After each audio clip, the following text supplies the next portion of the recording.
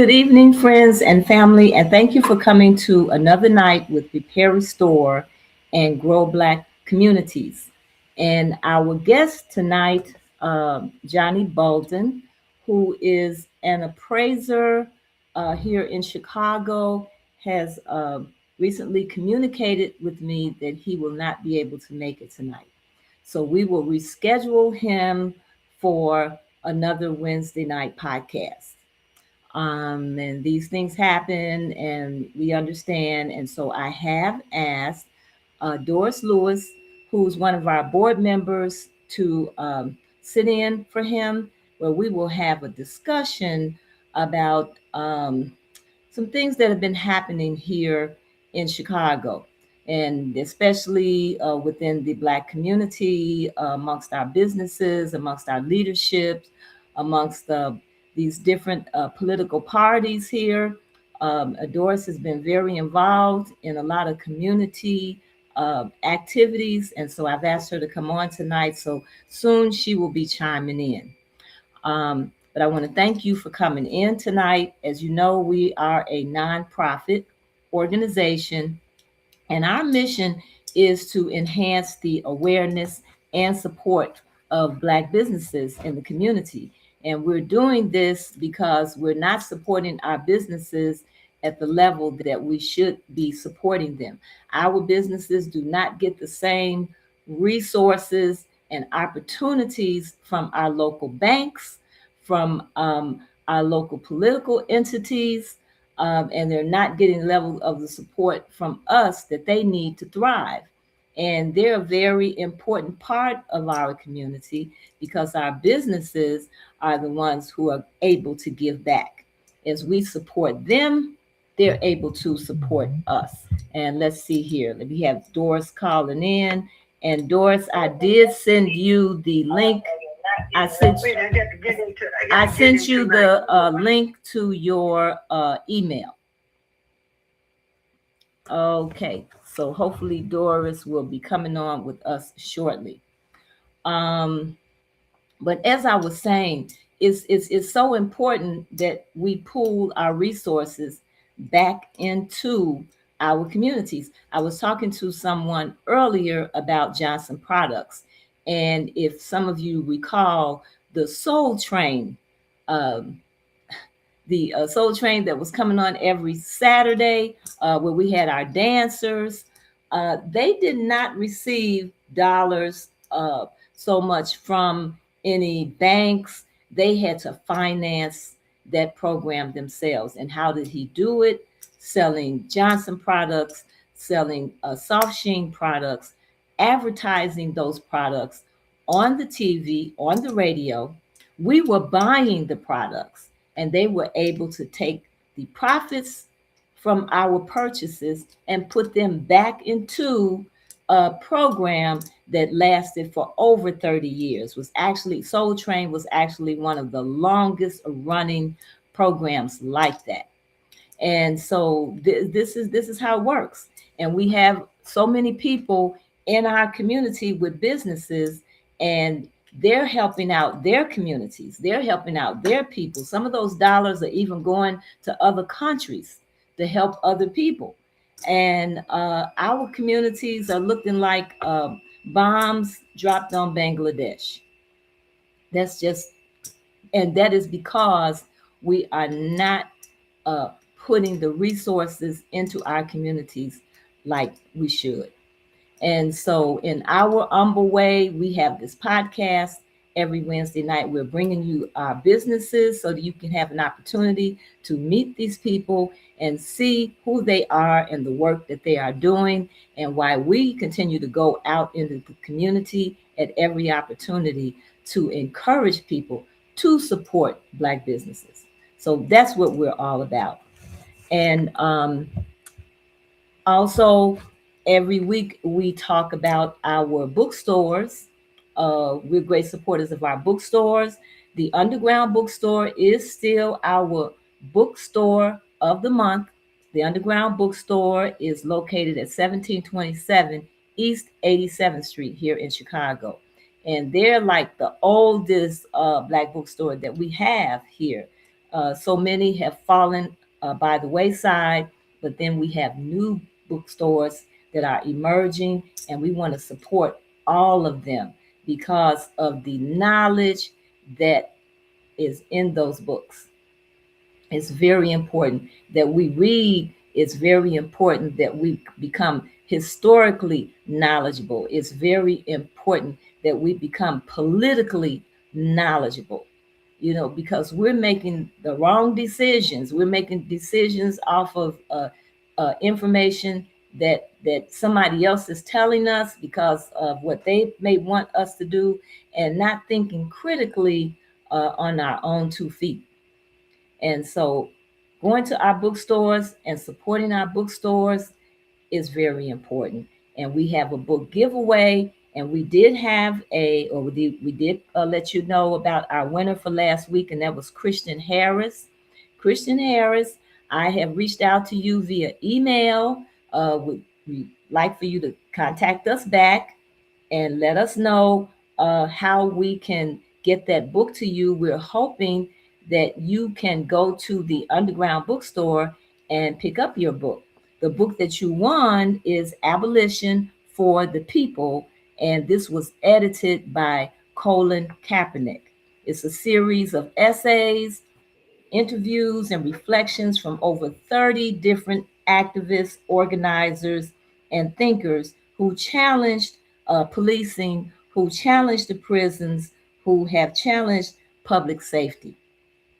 And so you are the winner of this book, and hopefully we can get in touch with you this week. If not, then we will have to select another winner. How do you become a winner of our book giveaway? All you have to do is to subscribe. And I see Doris chiming in here, so we're going to bring Doris in. Hello, Doris. Hi, Denise. How are Okay, you? thank you for coming. Okay, so Christian, please respond to our email, and then we will let you know how you can get the book. But like I said, it would be great, Christian, if you can go to the underground bookstore and pick up that book. And then we also want you to support the Southside Community Federal Credit Union that is located at 55th and Wentworth. They are there to help you. They offer financial literacy classes. They have accounts for children. They have a plethora of loans, personal loans, business loans, micro business loans, loans for purchasing cars, loans in lieu of those high interest payday loans. So, and as we tell you every week, in order for a bank to thrive, they need us to open accounts. So we ask that you go to the Southside Community Federal Credit Union, open up an account, and take advantage of the services and the care that they have at that institution. Uh, Greg Brown, he's there to provide a service for you. So please support the Southside Community Federal Credit Union. And then also, we want you to go to Save Black Bookstores Chicago at change.org and sign our petition so we can get some funding for our bookstores. And finally, go to our website at rrgbc.org where you can donate to help our efforts. All right. So, Doris, I'm really happy that you were able to come on tonight because, Doris, you've been out here um, doing a lot of activist work. You've been out here, you've been on a lot of podcasts, and you have your finger on how a lot of people are thinking and what they're talking about regarding this political climate. And I do want to state, as a nonprofit organization, RRGBC, Repair, Restore, and Grow Black Communities, we do not endorse candidates here. Or political parties, and our role is to educate, inform, and elevate conversations about policies and systems that affect Black businesses in Chicago. So I do have to make that statement. But it appears as though there's some disgruntlement going on now. We've got voting in front of us to do. And We know that Chicago and Illinois is primarily a Democratic state, a Democratic city, and some of that is beginning to shift over to the Republican Party. Um, and so we're hearing people talk about political shifts and even conversations about flipping red. So Doris, what do you think is driving this frustration? I think a lot of the frustration is coming from the fact that for the last 60, 70 years, we've been voting for the Democratic Party. And I think there's a large segment of the Black community across the country that is kind of fed up with the Democratic Party because we don't really see any tangibles. We don't really see anything that we've gained since the civil rights movement. And so I think people are just frustrated. And I'm one of those people who's frustrated with where we are today. And I'm just hoping that in this election and going forward, we will just focus on issues as they relate to the Black community because that's what it's all about. And that's something I don't think we've done in the way that we should have done because we've been focusing on personalities, and many of these personalities have come from the Democratic Party, and it's just time out for that. And we become so accustomed to just voting for people that the Democratic Party says vote for. And so it's just time out for that. We've got to focus on issues. We've got to focus on policies because it's these policies, and it's been the policies all along that have driven us or that have gotten us to the point where we are today. And if I were to go back to prior to the civil rights movement and during the civil rights movement, from my perspective, we were driving that train. We were telling them what we wanted. We were, particularly in the South, fighting the Jim Crow laws, which were policies, laws that were based on policies that were passed. So we were fighting to dismantle that Jim Crow system, and we did. And but since then, we have just not focused on issues as they specifically relate to us as the Jim Crow system did. And I think that's why we're where we are today. Then we started allowing people to present their own agenda. And at the time, that was the right thing to do in terms of voting as Democrats. At the time, that was the right thing to do. Just as during Reconstruction, that was the time to fall in with the Republican Party. So, but we've got to learn to adjust to the times and what's going on with us at a particular time. And so that's where we are now. We need to focus on issues. We've got, if you look at Chicago, look at the state of Illinois.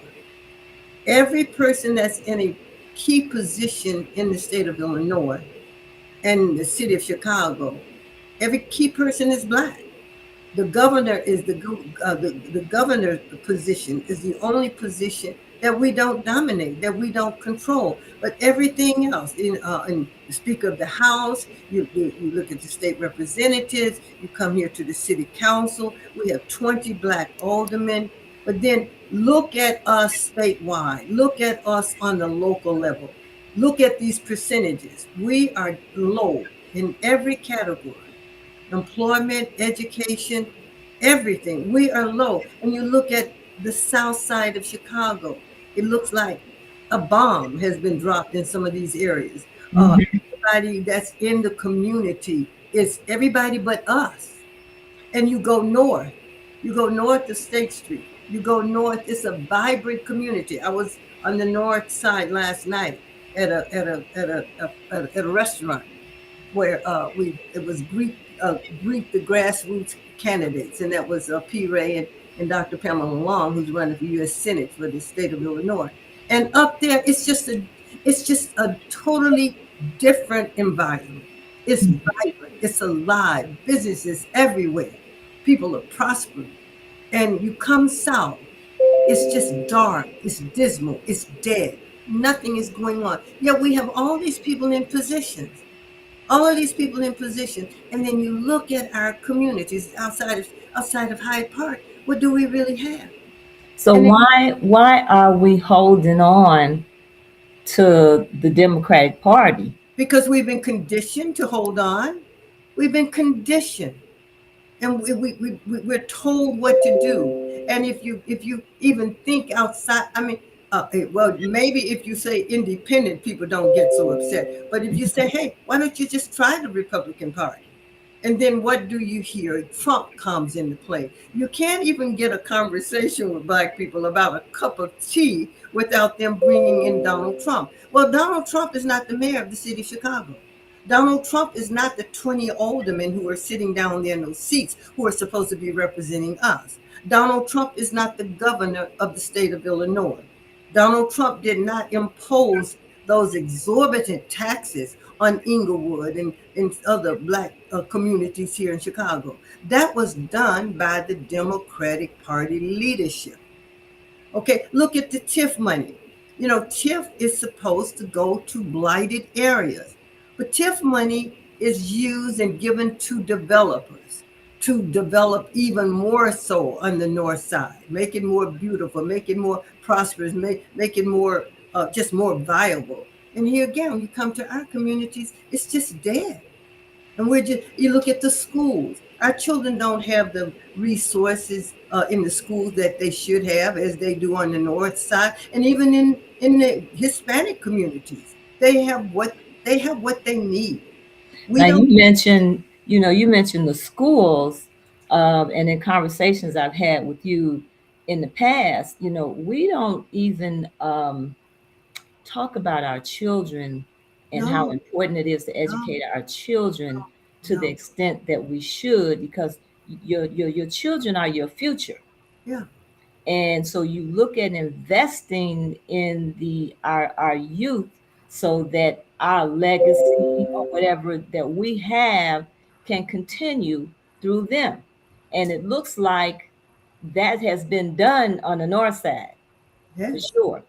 Mm-hmm. The investment that has gone into giving them all of the opportunities to open up all of the businesses over there, and set up, neighborhoods over and have nice schools over there, is investing in their children who would continue on with this legacy.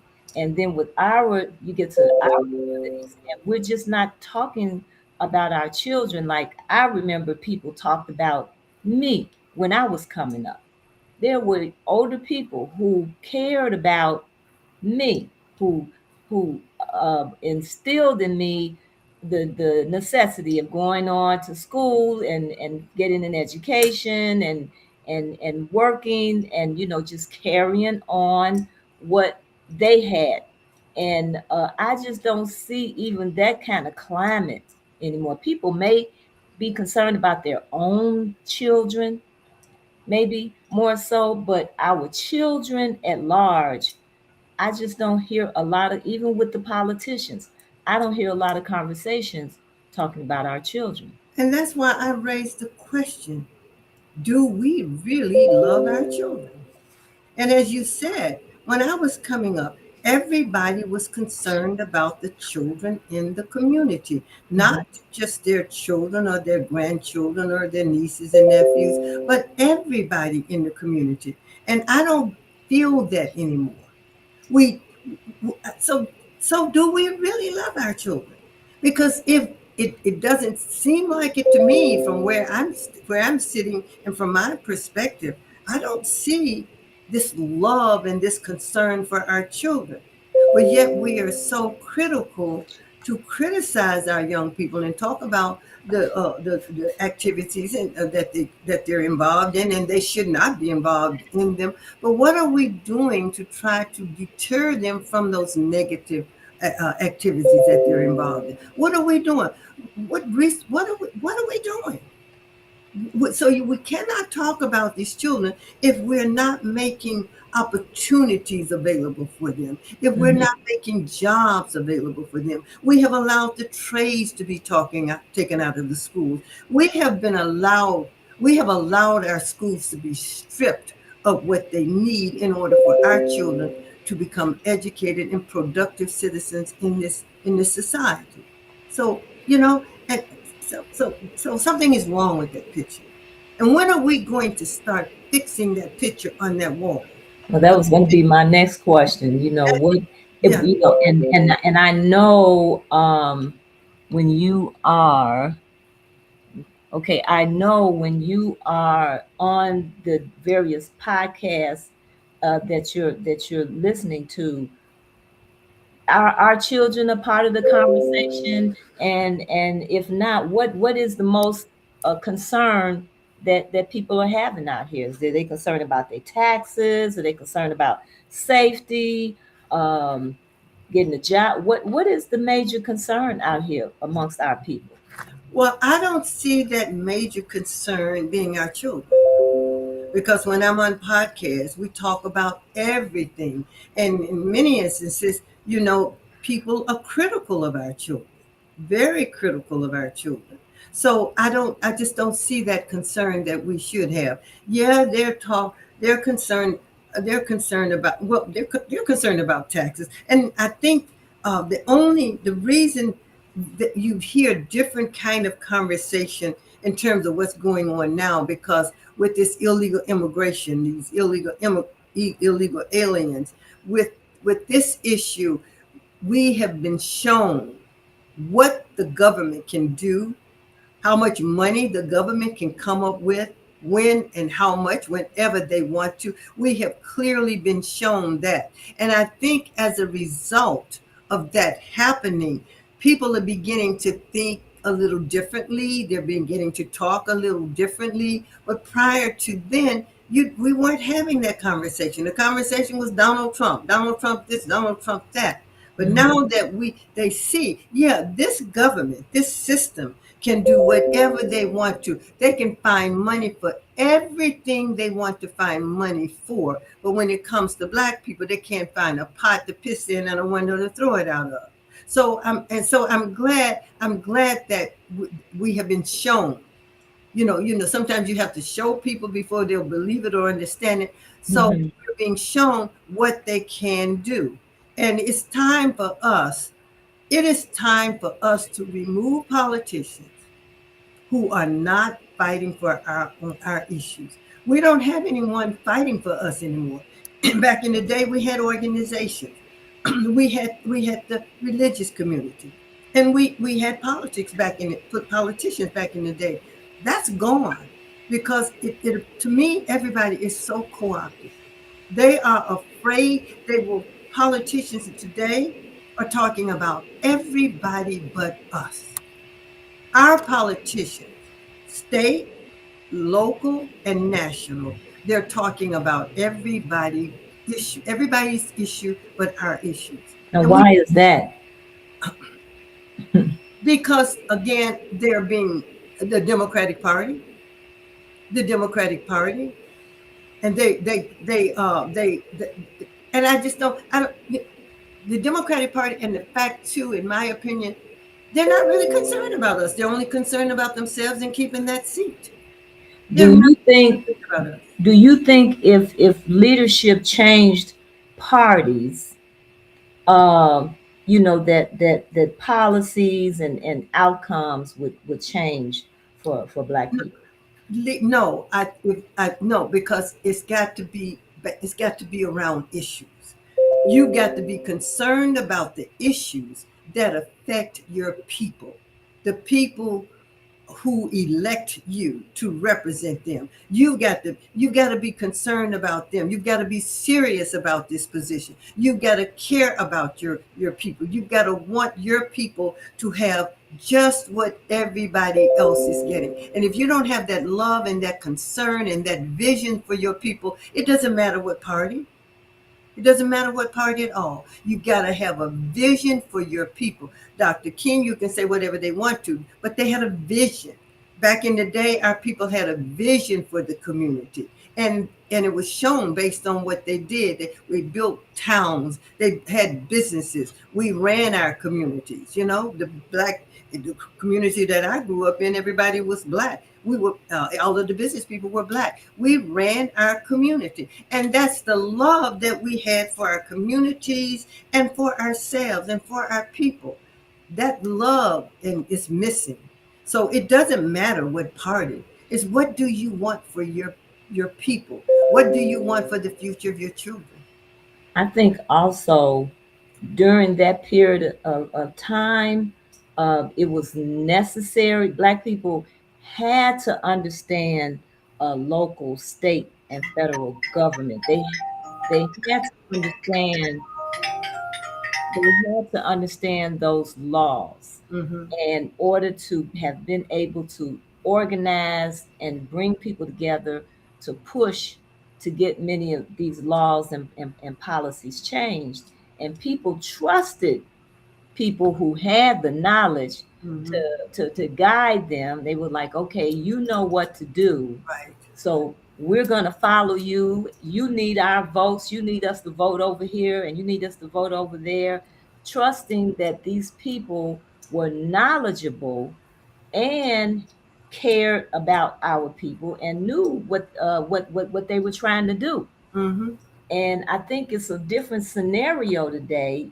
I even wonder, so many people who run for office and get these offices, really how knowledgeable are they? Many of them are lacking. In these offices, they're not knowledgeable. We're not knowledgeable, Mm-hmm. in general, about what's local, what's state, what the federal government should be doing for us. um, and we're listening to the media, and we're following sound bites. Mm-hmm. A term can come up. Somebody mentioned Project 2025 to me a couple of days ago. And I said, this is interesting. I said, because when Project 2025 came out, that's all I could hear was Project 2025, was probably 80 to 90% of the people that were saying it didn't even know what Project 2025 was. And you have brought it up. This person had brought it up, and I said, I haven't even heard anybody talking about that recently. Well, They're, that's the sound. they're That on yeah, to another term. They're on to something else. We're following social media, but our moves and our decisions are not based on facts and knowledge and yeah, understanding. yeah. The media talks about Project 2025, and to me, Project 2025 is no different from those Jim Crow laws back in the day. These people are rich people who put together a think tank. They got their economists. They have their so-called historians, their so-called scholars, and they formed a think tank, and they focused on issues that they wanted to address that would benefit them and benefit white folks in general. Where is our Project 2025? We have rich people.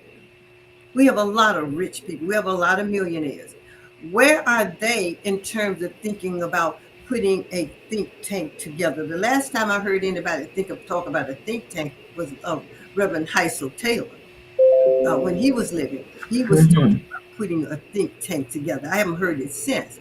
But it's for the purpose of discussing issues as they relate to a people and doing and coming up with policies around those issues to push. And that's what they're doing with Project 2025. Okay, let's just take Brandon Johnson. Brandon Johnson is the mayor of the city of Chicago.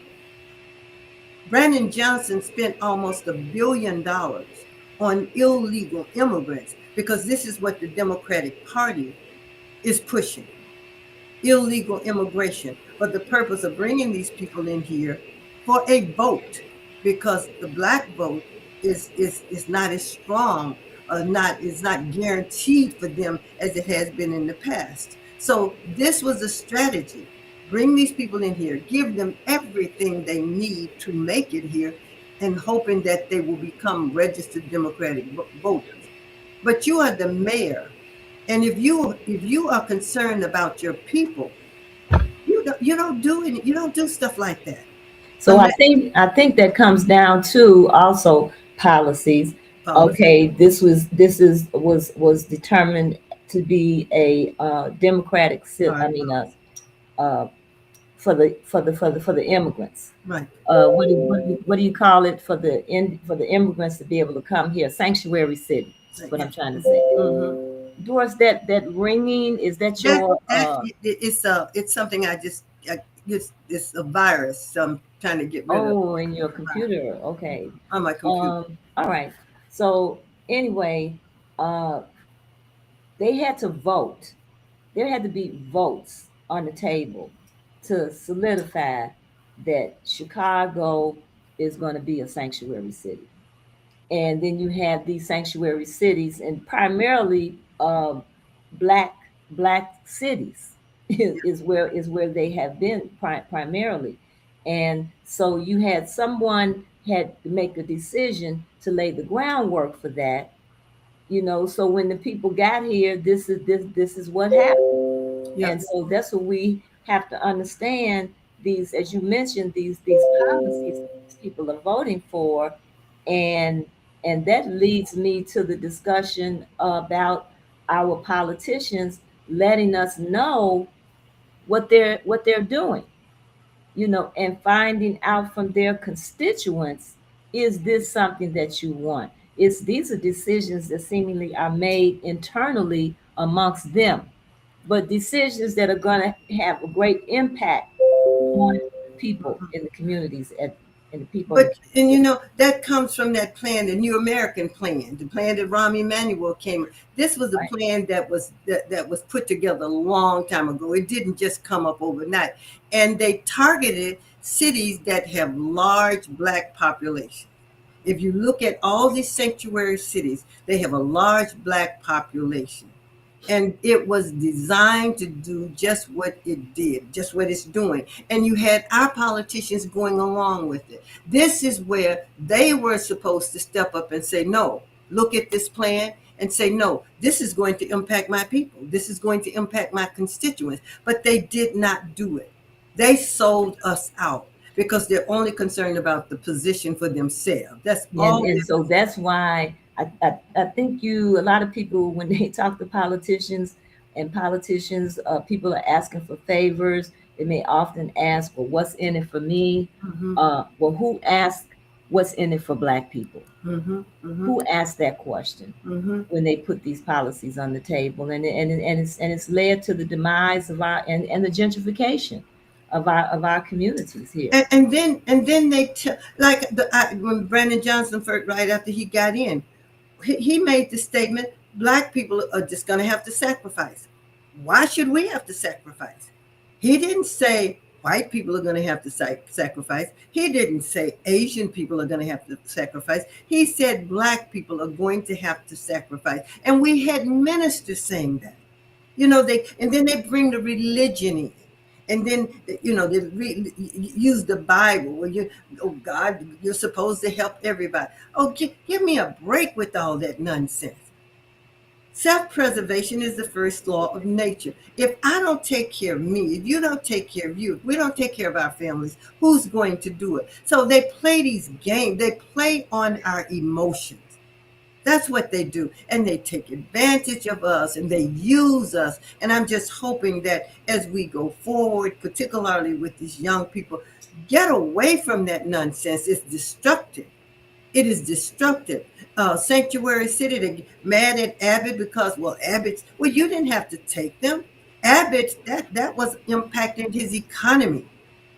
They were taking resources to house these people, feed these people, educate these people, provide healthcare services for these people. That will bankrupt any city, any state. So Abbott just did what was the practical thing to do. And just like the mayor out there in New York said, that what it was going to do, bringing all those immigrants in. He said it was going to destroy New York. And we can see that happening. You look at the European countries where they're putting these immigrants out of these countries because it's impacting them economically and culturally. They're beginning to see if we continue to go down this road, especially in places like Denmark, we won't have a culture. So they're doing it to preserve their culture. Can you blame them? No, that's just human nature. But what are we doing to preserve our culture? What are we doing to preserve us as a race? What are we doing to prepare a future for our children? I don't see that. I don't see that in the card. Not like it should be. Not like it They should don't want to even talk about our culture, be. you know, Mm-mm. trying to make it dismissive, not wanting to talk about Black history in the schools with our Denigrating it. children. Mm-hmm. Denigrating it. So we don't. If we are to survive, we better hurry up and wake up. We better go back and pull up some of those old blueprints that our ancestors used to get us where we are today. Because if we don't, we won't make it. And what We would you say? What would you say? Some important parts of that blueprint that our the ancestors most had for important success. part of that blueprint is separating. Now we are separated in Chicago is very segregated. We're separated, but mentally, I, from my perspective now, that is the only thing that is going to save us. Separate from these people, separate from them physically and mentally as much as possible, and demand that we get the resources that we need to take care of ourselves. Get away from these people because it's not going to work. It's not going to work in this system of white supremacy. That is the only. That's the only thing I see that will help us. That can start to kind of turn this around. So if we separate, then what would that do for us? If we separate and we're given the resources that we need to do what we need to do for ourselves, businesses, schools, and everything that we need to survive economically, socially, culturally, everything we need to do to survive. Like they're giving these illegal immigrants, they're giving them everything they need to start their culture here. They, And I think they also are giving them the knowledge of civic engagement and how to utilize the government, how to mm-hmm, utilize the system. mm-hmm, And our level of civic engagement is in the decline. mm-hmm, We're not voting, and understand that people are tired of voting and not getting in anything for it as they may feel.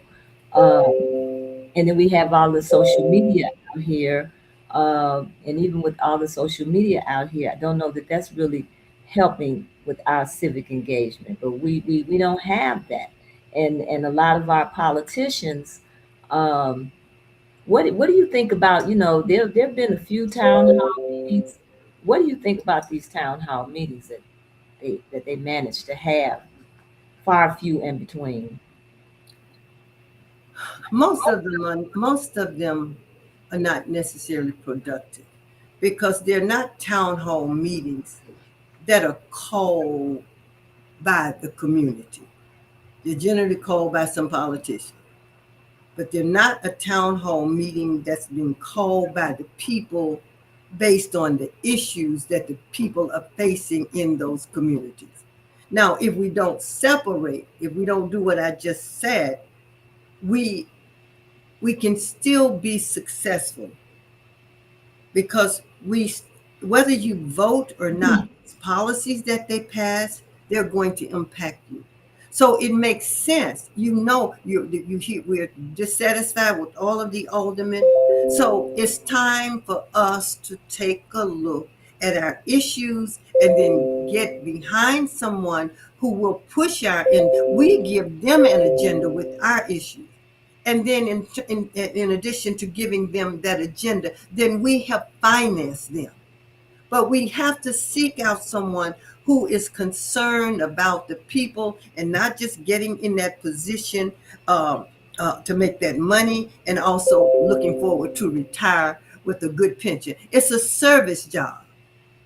So it's a service. It started off as a service job, but now it's a place for somebody to get elected and think about retiring in that position so that you can have a good pension. But we need someone who loves the community, who is for the community. And they're out there. We just have to seek them out. But we got to make up in our minds that we got to focus on our issues. What are issues? What's impacting us? And I mean, all of the data is out there. We have all the data we need. And so we do that, and then we find someone that we can get behind, someone who's sincere. And you will know it. You will know it. They're out there.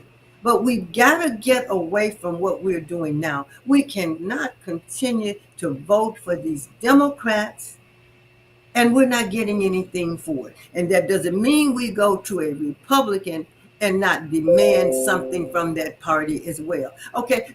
If we want to talk about Republicans, let's become the radical black Republicans.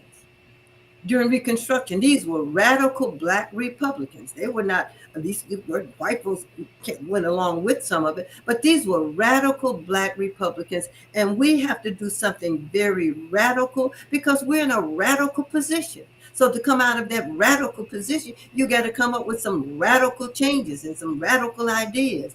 So, and there's not anything wrong with that. For the purpose of saving ourselves and for the future of our young people.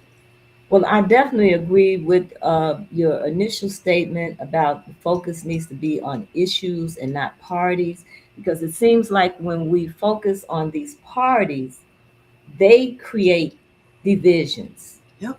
There are divisions within the Democratic Party. There are divisions, and I'm talking about amongst Black people. Yeah. In the Democratic Party. There are divisions in the Republican Party. You get and you look at these people, and this group doesn't like that group. This group won't support that group. This person won't support that person. You have two people running against each other. And you know that that's not a good situation because they're more than likely to cancel each other out. So they do all of these things within these parties that are not in our best interest. Just the way they operate. Yeah. Mm-hmm. It's almost not all of what they do, but it's the way they do it Mm-hmm. with such a level of divisions that are going on, and that's part of the issue that we're having is with our divisions. So if Right. we have a divided leadership, that just continues to fuel our division. And that's why. Sit here and we argue Yeah. over Democrats and over Trump Yeah. and over this candidate and over that candidate.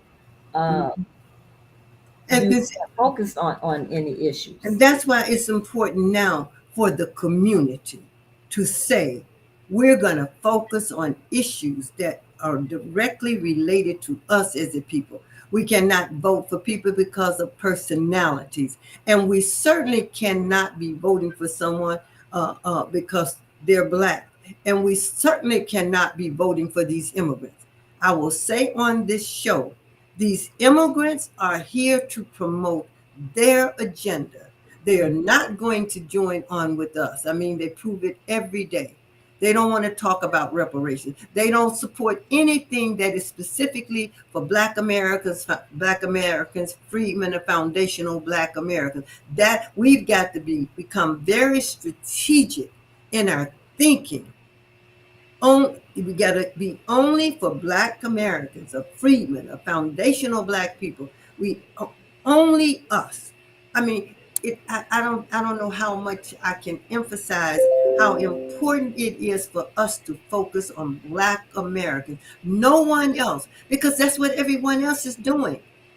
And so when you get into these, and it's this system of white supremacy, that's what it does. It's all about confusion. They know what they're doing. They know what they're doing. That's what I'm saying. Within these parties themselves, we have so much division, Mm-hmm, and it's in both of the parties. mm-hmm, mm-hmm. There's divisions. We Okay, so won't yeah, support each other in a way that is really going to be impactful. We back up and we won't do certain things because we don't want to rattle right. whatever faction of that So party. that's Uh, right. So that's why it's got to be feel. issue oriented. If you're talking about health, we lead the list in all of the diseases. Every disease there is, we lead the list. When it comes to education, we look at where we are. When it comes to when employment, I was just reading a study from the Bureau of Labor Statistics. 76% of the people in the workforce are white people. Next percentage are Hispanic, 19%. And then we're down to 12%. So these Hispanics have surpassed us. And when we talk about these jobs, when it comes to these construction jobs, these jobs pay $40 an hour. They pay a lot of money. They don't even hire us. I mean, across the board, we are losing ground. So we must focus specifically on things that relate to us only. And until we start doing that, we're going to continue to go down this road that we're going down, and our children will not have a future. Everybody else is planning and preparing and talking about a future for that. I want a better future for my children. I want that I don't hear us talking like that. That's right. I don't hear us talking like that. Right. The children are the future. I'm the past. And we're not preparing.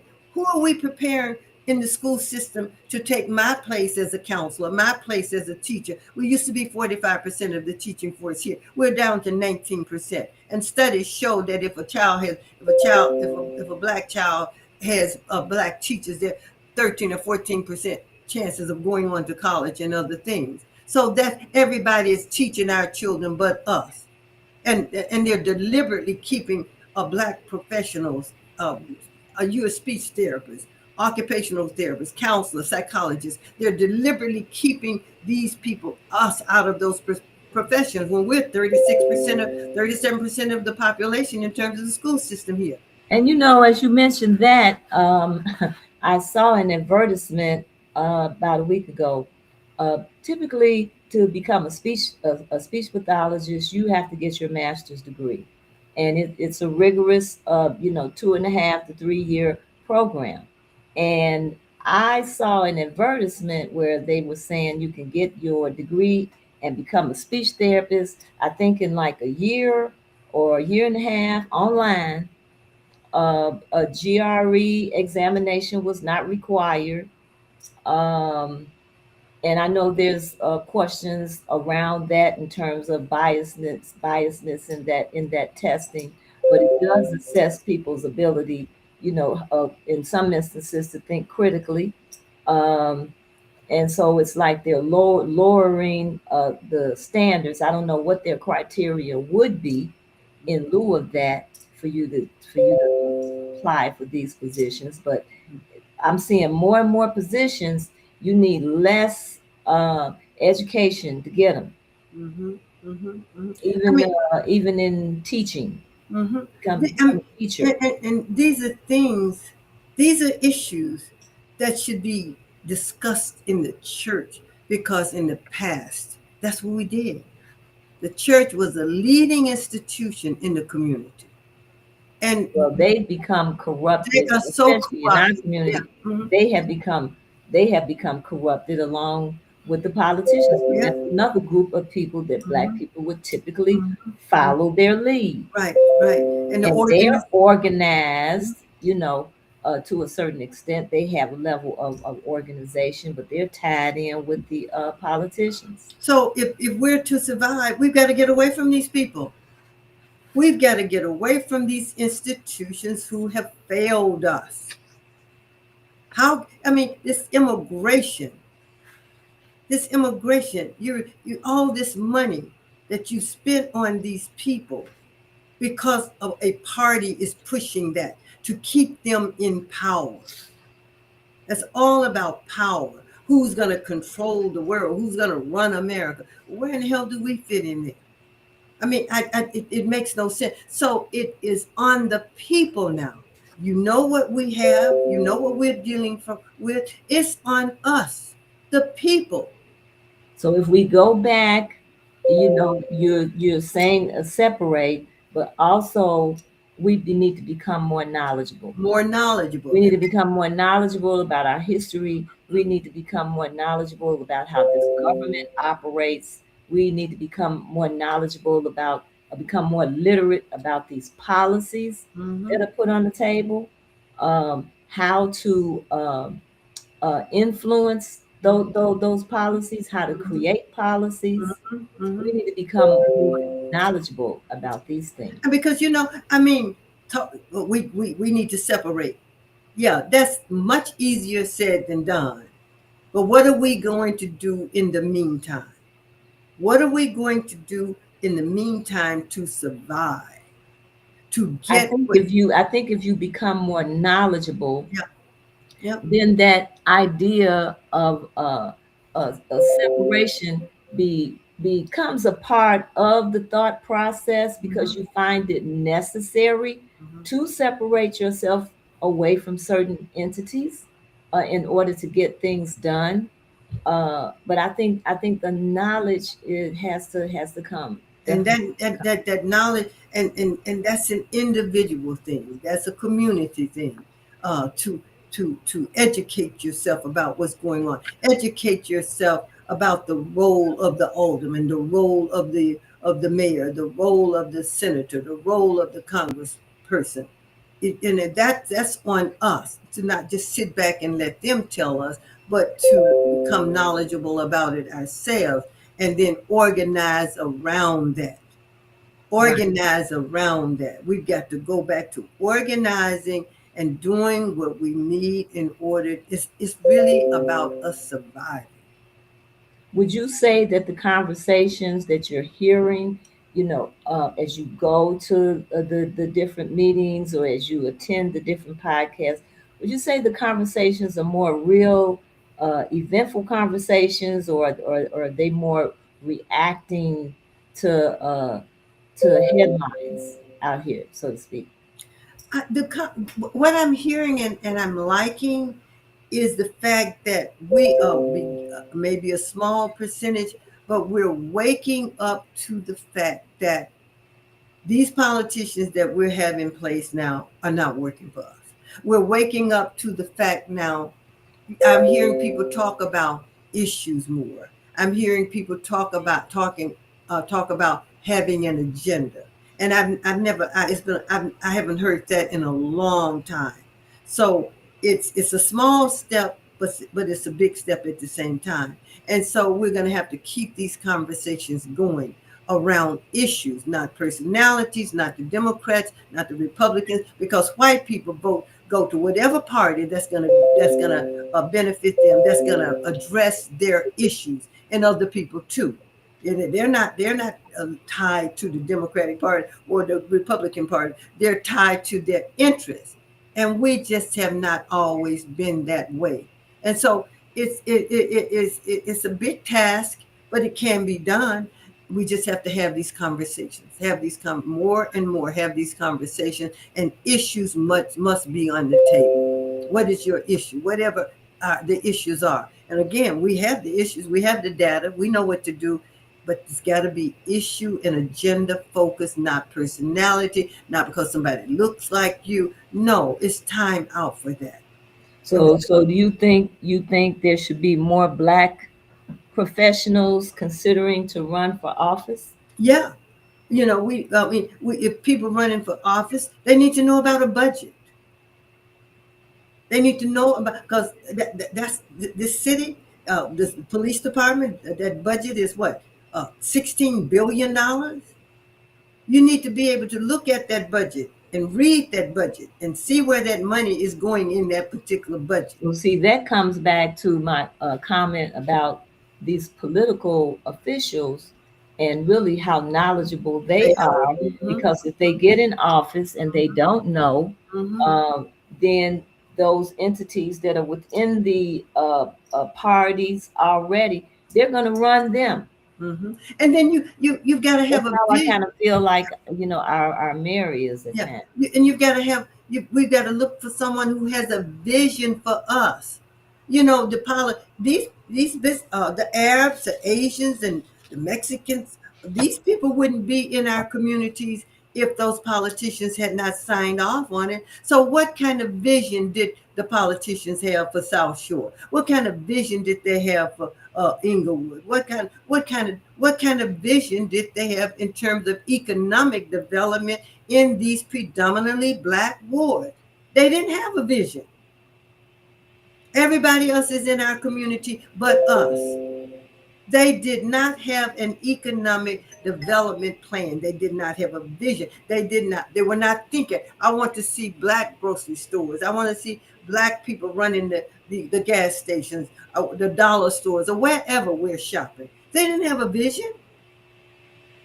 I heard that Appraiser is supposed to be a lot of development going over there around the Apostolic. A lot of development, a lot of businesses coming in. So my question to this person who mentioned it to me: will these be black businesses, or will they be businesses as usual, everybody but us? And if Or how many of those businesses will be black how many, businesses? how many, if it's over there where his church is, every business I think should be black owned. But well, he didn't know because he was so excited. I said, well, you need to find out from Brazier, that church. You need to find out will these businesses be all black owned, or if they're not all black owned, how many of these businesses will be black? Other than if you don't, then it's just business as usual. They don't have to build anything else, as far as I'm concerned, if they're not going to be black owned. And another thing we need to start thinking about and looking at: black businesses who are hiring everybody but black people, Oh yeah. professional black people and non-professional black people who are in these businesses. They're hiring everybody else but us. Don't bring that we cannot allow them to bring that nonsense to us. Well, we can't find anybody black. We have got to stop this narrative of nonsense, because there are black people out there ready for any job that's out there available for them, and train them.